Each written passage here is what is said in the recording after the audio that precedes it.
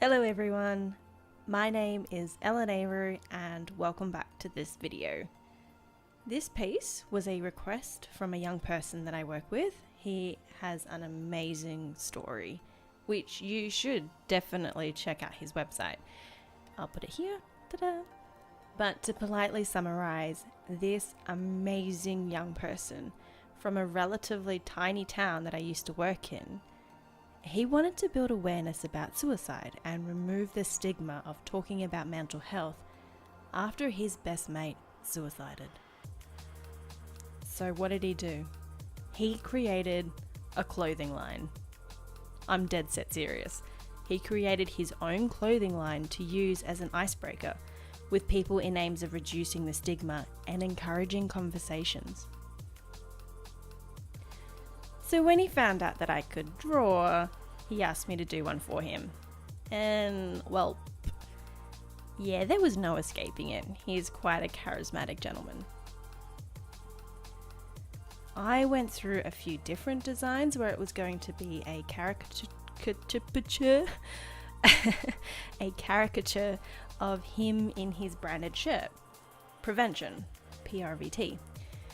But remembering his message, I thought I would create something that has a story behind it and one he could utilize through his social media.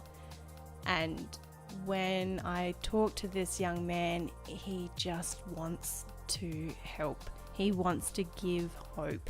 He wants to reach out and be beside you to help you find the path you're meant to be on. The words you see are the ones that he speaks to drive the message home. Speak up, speak out, stand strong, stand together. Mental health is such an interesting topic because some people become really nervous about it, especially if they think they will be perceived as weak. We are slowly encouraging and educating people about looking after our mental well-being, and that it is no different to looking after our physical well-being.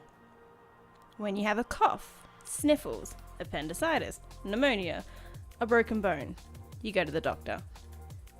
And most of the time, you do not hesitate to see the doc.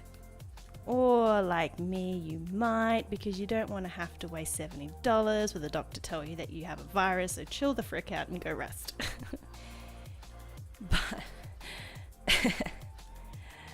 But when we feel sad, angry, suicidal, anxious, we tend to bottle those.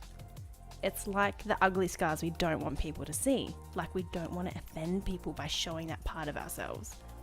It's exhausting to hide those feelings. The world is taking a small turn into a more mentally well direction, where we can have those conversations. But it sure as heck has a long way to go. Supporting and promoting healthy mental well-being is definitely a passion of mine. It's why my day jobs have been centered around youth work and counseling. And note I'm talking about healthy mental well-being, not positive. It was a freaking hard lesson for me to learn, but all of our emotions are important. They tell us so much about ourselves. Don't look at emotions as negative or positive. The reality is, emotions are emotions, and they reflect deeper going-ons within us. Sometimes we're happy because we're happy. Sometimes it is that simple. But sometimes we're angry because we're sad. Or we're numb because we're so anxious, it hurts. So sometimes it's more than complicated. But that's okay. There are people around that do want to help, and it's okay to seek help. It's definitely a topic I'm keen to talk more about. But to get back to the original topic, this is the time lapse of my drawing for this guy, and I had a lot of fun doing it.